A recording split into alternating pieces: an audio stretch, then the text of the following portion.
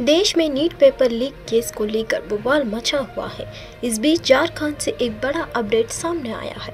झारखंड के देवघर से 5 क्षत्रियों को गिरफ्तार किया गया है, जिनसे अब पूछताछ की जाएगी। माना जा रहा है कि इन 5 को नीट एग्जाम पेपर लीक मामले में बड़ा हाथ हो सकता है। वहीं नीट पेपर लीक के आरोपी सिकंदर यादवेंद्र ने अपने कबूलनामे में एक बड़ा खुलासा किया है। उसने 30 से 32 लाख रुपए में अमित आनंद और नीतीश कुमार से पेपर खरीदा था, जिसके बाद उसने समस्तीपुर से अनुराग यादव, दनापुर पाटना के आयुष कुमार, गया के शिवनंदन कुमार और रांची के अभिषेक कुमार को पेपर 40 से लेकर 40 लाख रुपए के बेचा था। यही नहीं, पाटना के रामकृष्ण नगर में नीट परीक्षा से एक रात पहले 4 मई को पर इन चारों अभ्यर्थियों को रात भर रटवाया गया है। बांग्लादेश की प्रधानमंत्री शेख हसीना 2 दिवसीय भारत दौरे पर है। आज सुबह प्रधानमंत्री मोदी ने राष्ट्रपति भवन के प्रांगण में उनका स्वागत किया। दोनों ने ही एक दूसरे के देशों के मंत्रियों और प्रतिनिधियों से मुलाकात की। शेख हसीना शुक्रवार को ही भारत पहुंच गई है। भारत आने के बाद उन्होंने भारत के विदेश मंत्री एस जयशंकर से मुलाकात की। बांग्लादेश की प्रधानमंत्री शेख हसीना पीएम मोदी और केंद्रीय मंत्रिपरिषद के शपथ ग्रहण कार्यक्रम में लिए दिल्ली पहुंची है। जानकारी के मुताबिक दोनों ही देश के प्रधानमंत्री कई मुद्दों पर चर्चा करने वाले हैं, जैसे कि रक्षा, कनेक्टिविटी और इंफ्रास्ट्रक्चर, पावर और एनर्जी और जल बंटवारा समेत कई चीजों को लेकर चर्चा होनी है। इन सब के बीच लंबे समय से अटका तीस्ता जल बंटवारा भी खास मुद्दा होगा। बांग्लादेश के प्रधानमंत्री शेख हसीना का यह 15 दिनों के अंदर अंदर दूसरी बार भारत दौरा है। वह उन नेताओं में भी शामिल है जिन्हें नई कैबिनेट के शपथ ग्रहण में आमंत्रित किया गया था। यह भी बता दें कि भारत की नंबर 5 नीति के तहत बांग्लादेश एक महत्वपूर्ण पार्टनर है। जानकारी के मुताबिक यह कहा जा रहा है कि दोनों ही नेता गंगा जल बंटवारा साधने के रिन्यूअल पर भी बातचीत कर सकते हैं। नीट पेपर लीक मामले में 13 आरोपियों को गिरफ्तार कर जेल भेजा चुका है। अब झारखंड के देवघर से 5 और लोगों को आर्थिक अपराध इकाई की टीम ने पकड़ा है। लगातार पेपर लीक मामले में जांच हो रही, कार्रवाई भी हो रही है। आइए राजधानी पाटना के उस जगह को देखिए जहां नीट के अभ्यर्थियों को रट्टा मारने के लिए रात में रखा गया था। शनिवार की सुबह पहुंची थी। दरअसल पाटना के खेमनीचक में नीट पेपर लीक मामले में मास्टरमाइंड संजीव मुखिया ने 20 से लेकर 25 अभ्यर्थियों को एक बॉयज हॉस्टल में रखा था। लर्न प्ले स्कूल का यह बॉयज हॉस्टल है। 5 मई को नीट की परीक्षा थी और एक दिन पहले 4 तारीख को इन अभ्यर्थियों को यहां टकराया गया था। यहीं पर अभ्यर्थियों को नीट का प्रश्न पत्र और उसका जवाब दिया गया था। बता दें कि संजीव मुखिया नालंदा के नागर सनौसा का रहने वाली है। वह फरार चल रहा है। उसने पहले भी इस तरह के काम किए हैं। लर्न प्ले स्कूल का जो अड्डा है वह प्रभाव रंजन का है। इसे उसने किराए पर है। प्रभाव रंजन संजीव मुखिया का करीबी बताया जा रहा है। प्रभाव रंजन धन्यवाद ने प्रखंड प्रमुख रह चुका है। प्रभात रंजन का भी संलिप्तता की जांच की जाएगी। अब जांच के बाद देखना होगा कि प्रभात रंजन की भूमिका इसमें कितनी है। लोकसभा चुनाव में उत्तर प्रदेश में बीजेपी को हुए नुकसान पर शनिवार को प्रदेश अध्यक्ष भूपेंद्र चौधरी राष्ट्रीय अध्यक्ष जेपी नड्डा को रिपोर्ट सौंपने पहुंचे हैं। भूपेंद्र चौधरी जेपी नड्डा के आवास पर पहुंच गए हैं। बताया जा रहा है कि इस रिपोर्ट में उन वजहों का जिक्र है जिनकी वजह से यूपी में बीजेपी का प्रदर्शन निराशाजनक रहा। बीजेपी को जहां 2019 के चुनाव में 62 सीटों पर जीत मिली थी, वहीं इस बार पार्टी 36 सीटों पर ही सिमट कर रह गई है। बीजेपी को उम्मीद थी कि राम मंदिर निर्माण के बाद यूपी में उसके रथ को कोई रोकने वाला नहीं होगा। बीजेपी ने तो यूपी में 80 में से 60 सीटें जीतने का टारगेट रखा था, लेकिन जिस तरह के चुनावी नतीजे आए उसने पार्टी की तैयारियां की कलाई खोल दी है। बीजेपी 70 से दूर की बात है, बल्कि 40 से भी कम सीटों पर जीत हासिल कर पाई। यूपी में हुए नुकसान की वजह से ही बीजेपी लगातार तीसरी बार बहुमत के अखंडे से दूर रह गई है। बीजेपी को इस बार 240 सीटों पर जीत मिली थी।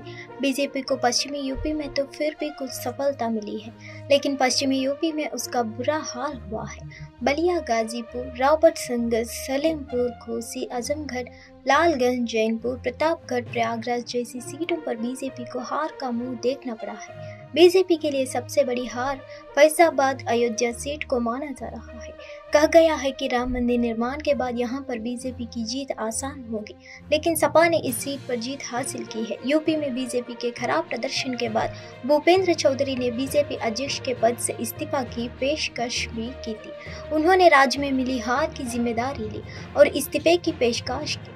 हालांकि वह अभी तक इस पद पर बने हुए हैं। फिलहाल वह पार्टी को उन वजहों के बारे में बताना चाहते हैं जिनकी वजह से हार हुई है। यूपी में बीजेपी को 33 सीटों पर तो एनडीए के अन्य सहयोगियों को 3 सीटों पर जीत मिली थी। कांग्रेस नेता प्रियंका गांधी वायनाड से लोकसभा चुनाव लड़ने जा रही है। इसी के साथ उन्होंने राजनीति में उतरने का औपचारिक ऐलान कर दिया है। इसी बीच पश्चिम बंगाल की सीएम ममता बनर्जी वायनाड में प्रियंका गांधी के लिए प्रचार करेंगे। लोकसभा चुनाव के दौरान पश्चिम बंगाल में तृणमूल कांग्रेस ने अकेले चुनाव लड़ा था। हालांकि अब वो कांग्रेस के लिए प्रचार करेगी। हिंदुस्तान टाइम्स की रिपोर्ट के मुताबिक सूत्रों ने जानकारी देते हुए बताया कि सीएम ममता बनर्जी प्रियंका गांधी के लिए चुनाव प्रचार करेगी। सूत्रों ने बताया कि ममता बनर्जी प्रियंका गांधी के लिए प्रचार करने की इच्छुक है। इसके अलावा उन्होंने पिछले साल दिसंबर में गठबंधन की बैठक के दौरान ये सुझाव भी दिया था कि उन्हें वाराणसी से प्रधानमंत्री नरेंद्र मोदी के खिलाफ चुनाव लड़ना चाहिए। इस बार लोकसभा चुनाव में राहुल गांधी ने रायबरेली और वायनाड से चुनाव लड़ा था और जीत हासिल की थी। हालांकि नियम के अनुसार उन्हें की एक सीट को छोड़ना था। आईए में उन्होंने परिवार के घर रायबरेली को बरकरार रखने में फैसला किया था, जिसके बाद अब वायनाड में उपचुनाव हो रहे हैं। प्रियंका गांधी यहां से उपचुनाव लड़ रही है। राहुल गांधी ने यहां से 30.6 लाख वोटों के अंतर से दूसरी बार जीत हासिल की थी। सूत्रों ने बताया कि अधीर रंजन चौधरी के पार्टी से इस्तीफे के बाद टीएमसी और कांग्रेस के बीच सब ठीक हो गया है। वो इस बार बरहमपुर सीट से चुनाव हार गए थे। इसके अलावा उन्होंने पार्टी से भी इस्तीफा दे दिया है। ऐसे में अब ममता बनर्जी प्रियंका गांधी के लिए चुनाव प्रचार करने की इच्छुक है। देश के सबसे बड़े सूबे उत्तर प्रदेश में लोकसभा चुनाव के दौरान सबसे बड़ा उलटफेर देखने को मिली। यूपी में बीजेपी को करारी हार का सामना करना पड़ा है, जिसके बाद शिकस्त की वजहों की तलाश हो रही है। यूपी के बीजेपी अध्यक्ष भूपेंद्र चौधरी इसी सिलसिले में शनिवार को बीजेपी अध्यक्ष जेपी नड्डा के आवास पर पहुंचे। यहां पर उन्होंने एक रिपोर्ट पेश की जिसमें यह बताया गया है कि आखिर किन कारणों से बीजेपी की यूपी में इतनी बुरी दशा हुई है। भूपेंद्र चौधरी ने नड्डा को यूपी के हालातों की जानकारी दी है। महंत राजू दास के साथ अयोध्या में बीजेपी की समीक्षा बैठक के दौरान 2 मंत्रियों की मौजूदगी में डीएम के साथ हुई झड़प की जानकारी भी दी गई है। दरअसल बीजेपी को अयोध्या फैजाबाद लोकसभा सीट पर मिली हार को पछाना भी मुश्किल हो रहा है। राम मंदिर निर्माण के बाद यहां से बीजेपी जीत का दम बढ़ रही थी। हालांकि चुनाव नतीजों में समाजवादी पार्टी के अवधेश प्रसाद को भी यहां से जीत मिली है। हरियाणा पर दिल्ली को उसके हिस्से का पानी नहीं देने का आरोप लगाते हुए आम आदमी पार्टी की नेता और दिल्ली की जल मंत्री ने शुक्रवार को पानी सत्याग्रह शुरू किया। इस दौरान शनिवार को अतीशी ने एक वीडियो जारी कर हरियाणा सरकार पर गंभीर आरोप लगाए हैं।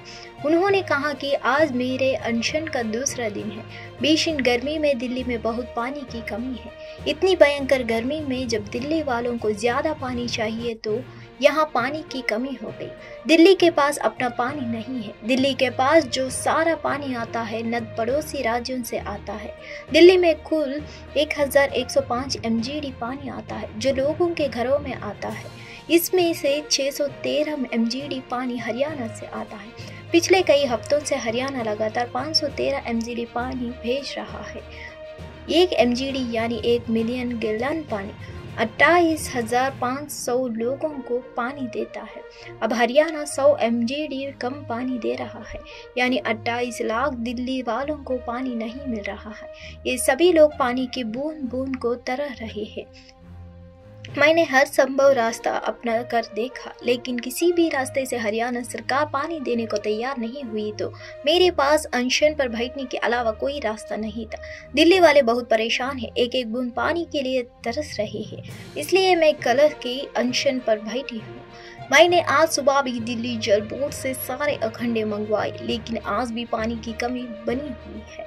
शुक्रवार को कुल 110 MGD पानी हरियाणा से कम आया।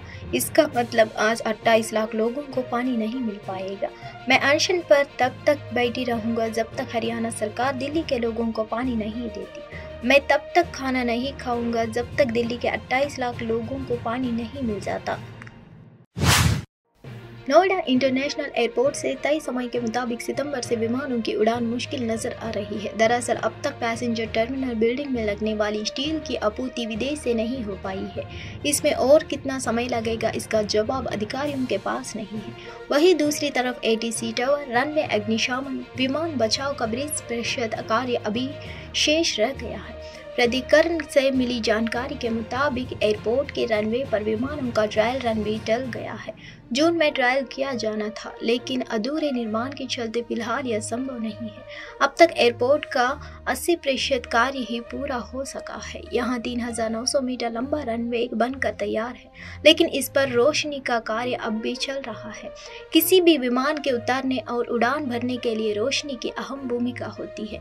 हालांकि अधिकारियों का कहना है कि बायलाज में एयरपोर्ट को पूरा करने के लिए 3 महीने छूट की अवधि मिलेगी।